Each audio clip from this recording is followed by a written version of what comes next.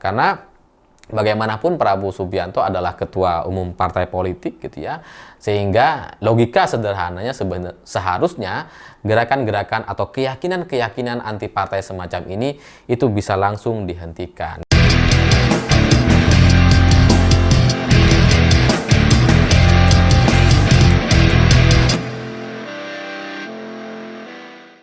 Selamat malam semuanya. Di video saya sebelumnya yang membahas soal Gibran yang berkeyakinan bahwa ke depan partai politik sudah tidak terlalu dibutuhkan atau calon-calon pemimpin sudah tidak terlalu bergantung kepada partai politik, sebenarnya keyakinan-keyakinan semacam ini atau gerakan-gerakan anti partai semacam ini itu sudah jauh-jauh lebih dulu dimulai oleh Presiden Jokowi. Kalau kita perhatikan dalam beberapa tahun terakhir ini, Presiden Jokowi dengan kelompok relawannya ini kan sangat luar biasa. Kelompok relawan itu bermunculan sangat banyak sekali dan kemudian diakomodir, diberikan posisi-posisi strategis untuk kemudian membuat mereka bisa bergerak dan tetap hidup selama bertahun-tahun. Kalau kita perhatikan, bahkan nampaknya Presiden Jokowi jadi lebih sering ketemu dengan kelompok relawan dibandingkan dengan perwakilan partai. Dan kalau misalkan ada isu atau masalah, ini yang dibenturkan adalah kelompok relawan dengan partai. Kelompok relawan diberikan satu keyakinan, diberikan satu pemahaman bahwa partai politik untuk alasan apapun, semua partai dianggap kotor, jelek, dan kemudian tidak pantas untuk kemudian kita puji atau kita masuki gitu ya. Ini doktrin kepada kelompok-kelompok relawan. Saya tahu betul itu karena saya menjadi bagian dari kelompok mereka. Gitu. Meskipun di akhir tahun 2023, akhirnya saya kemudian menyadari bahwa doktrin-doktrin atau kepercayaan, keyakinan yang semacam itu nampaknya salah. Saya kemudian menyadari bahwa kelompok-kelompok relawan ini sebenarnya jauh-jauh lebih ganas dibandingkan partai politik. Kalau partai politik itu terpimpin gitu. Sehingga ketika ada masalah, itu ada mekanisme untuk kemudian memberikan teguran atau sanksi. Ada ketua umum yang dihormati atau kemudian dituruti. Tapi di relawan ini nggak ada nih. Bergerak sendiri-sendiri gitu ya. Sehingga dalam kesimpulan saya, secara sederhana saya mengatakan bahwa relawan ini nampaknya adalah jalur pintas bagi orang-orang yang tidak mau berproses di partai politik. Gitu. Ya, untungnya saya kemudian sadar di akhir tahun 2023 tahun lalu gitu ya. Kayaknya ini salah nih gerakan-gerakan ini gitu ya.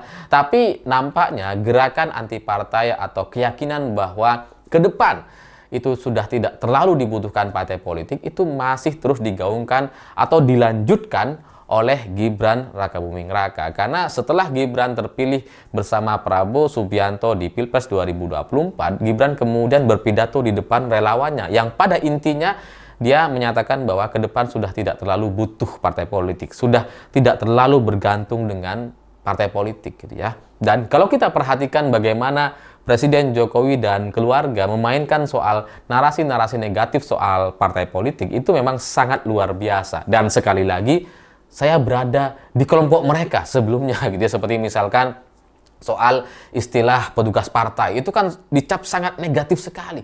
Padahal ya benar, petugas partai adalah orang yang menjalankan tugas-tugas ideologis dari partai politik. Ya benar sebenarnya, tapi kemudian dianggap salah, buruk, negatif dan sebagainya. Dan ternyata belakangan kita tahu gitu ya bahwa Presiden Jokowi lebih baik menjadi petugas partai dibandingkan tidak menjadi apa-apa atau menjadi Raja Jawa gitu kan.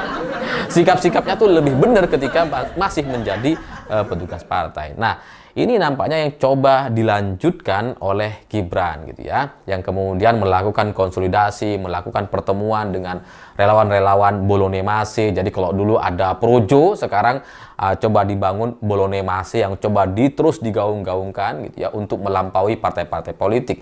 Mereka bahkan sebenarnya sudah bersiap-siap untuk melakukan aksi gerakan di Pilkada 2024 gitu ya. Bagaimana mereka mendukung calon-calon tertentu gitu ya. Bolonemase ini ikut bergerak gitu ya untuk mendukung calon-calon di Pilkada 2024 sampai kemudian partai-partai politik menyadari dan menghabisi semua orang-orangnya Gibran. Jadi calon-calon yang sebelumnya didukung oleh Bolonemase hari ini di Pilkada 2024 hampir semuanya tidak ada yang ikut berkontestasi. Nggak jadi maju semuanya gitu. Dan kalau saya ingat-ingat gitu ya, nampaknya ini entah benar atau enggak gitu. Nampaknya gerakan anti partai semacam ini sudah jauh lebih dulu dimulai sejak tahun 2017 di Pilkada Jakarta gitu ya. Karena awalnya gitu ya, Ahok itu kan maju lewat jalur independen yang ngumpulin KTP di mana-mana gitu ya. Itu mendapatkan sambutan yang antusias. Nampaknya ada gerakan-gerakan besar untuk kemudian mendukung Ahok sukses di Pilgub Jakarta waktu itu. Sampai kemudian Ahok ini diselamatkan oleh Ibu Megawati atau didukung oleh PDI Perjuangan. Waktu itu alasannya bagi Ibu Mega gitu ya.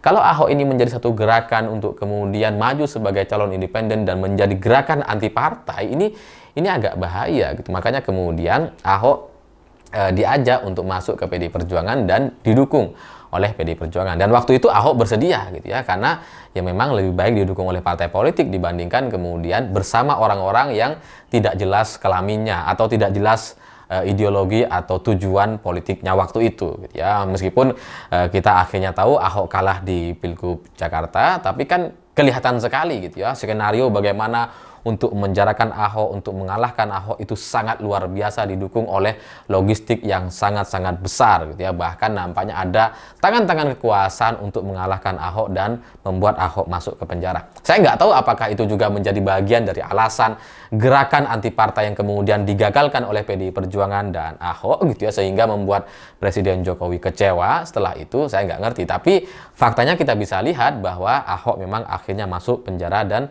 bergabung atau loyal menjadi bagian dari kader PDI Perjuangan. Dan langkah selanjutnya untuk kemudian melanjutkan gerakan anti partai atau gerakan mengurangi pengaruh partai politik itu dengan masuknya relawan, perwakilan relawan menjadi wakil menteri awalnya gitu ya. Terus kemudian menjadi menteri, dan ini adalah sejarah pertama kalinya relawan, ketua relawan menjadi perwakilan atau menjadi bagian dari kabinet di pemerintahan gitu ya. Karena biasanya kan menteri-menteri itu diwakili oleh partai politik pendukung gitu ya, yang menjadi bagian dari pendukung presiden atau ada suara di DPR sehingga ini bisa kemudian saling berkomunikasi dan membangun satu jembatan kerjasama untuk memuluskan undang-undang yang akan dilakukan oleh pemerintah. Tapi untuk pertama kalinya dalam sejarah demokrasi, tiba-tiba ada perwakilan dari relawan yang nggak punya suara di DPR RI. Jadi ini dibangun, setelah itu kan kemudian dibangun narasi gitu ya. Ketika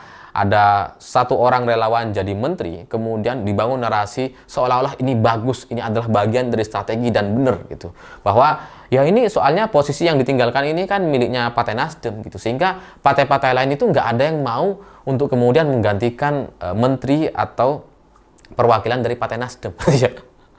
Sementara waktu itu ya yang bisa menggantikan hanya si wamen atau dari perwakilan relawan ini. Jadilah si relawan ini jadi menteri sampai sekarang dan kemudian menjadi bahan tertawaan. Ya tapi itu awal mula bagaimana gerakan-gerakan anti partai atau mengurangi pengaruh partai itu kemudian dilakukan oleh Presiden Jokowi gitu ya. Bagaimana seorang perwakilan relawan jadi menteri. Itu awal mulanya. Ini kalau ke depan kita bisa lihat bagaimana narasi-narasi yang coba didengungkan atau menjadi pembenaran bahwa si menteri ini paling pas berada di sana karena strategi politik dan sebagainya. Sebenarnya narasi-narasi yang beredar bahwa tidak ada partai yang mau menggantikan atau kemudian sungkan untuk menggantikan posisi Nasdem dan sebagainya gitu ya, atau nggak ada yang berani, itu sebenarnya adalah narasi-narasi yang terlalu berlebih-lebihan. Karena partai politik itu pola pikirnya atau bagaimana mereka melihat situasi itu tidak sependek itu sebenarnya gitu ya. Dan bagi Nasdem, mereka juga nggak akan baper kok kalau kemudian posisi menteri yang sudah ditinggalkan oleh Nasdem itu digantikan oleh partai lain gitu. Sebenarnya itu biasa saja. Jadi narasi-narasi seperti itu hanya penjelasan-penjelasan untuk kemudian membenarkan si relawan ini menjadi menteri. Tapi tujuan utamanya nampaknya adalah bagaimana mengurangi posisi atau kekuatan atau pengaruh partai politik, karena akhirnya ada relawan yang jadi menteri. Yang jadi menteri itu nggak hanya partai politik dan kemudian profesional, tapi juga dari relawan gitu ya. Nah, dari sini, dari 20 Oktober mendatang, kita bisa melihat gitu ya, apakah Prabowo Subianto akan juga melanjutkan gerakan seperti ini, atau setidaknya membiarkan gerakan anti partai atau mengurangi peran partai di Indonesia ke depan gitu. Karena setelah pertama kalinya dibangun satu narasi pembenaran bahwa seorang relawan bisa jadi menteri gitu ya. Ini selanjutnya kita bisa melihat gitu apakah ini akan dilanjutkan atau enggak. Karena bagaimanapun Prabowo Subianto adalah ketua umum partai politik gitu ya. Sehingga logika sederhananya seharusnya gerakan-gerakan atau keyakinan-keyakinan anti partai semacam ini itu bisa langsung dihentikan. Dan kalau kita melihat dari Pilkada 2024 bagaimana orang-orangnya Gibran atau orang yang dicalonkan oleh Bolonemasi kemudian tidak jadi maju, itu nampaknya adalah perwakilan atau jawaban yang bisa diterima oleh kita semua bahwa ini nampaknya adalah respon dari partai politik untuk melawan gerakan-gerakan anti partai itu.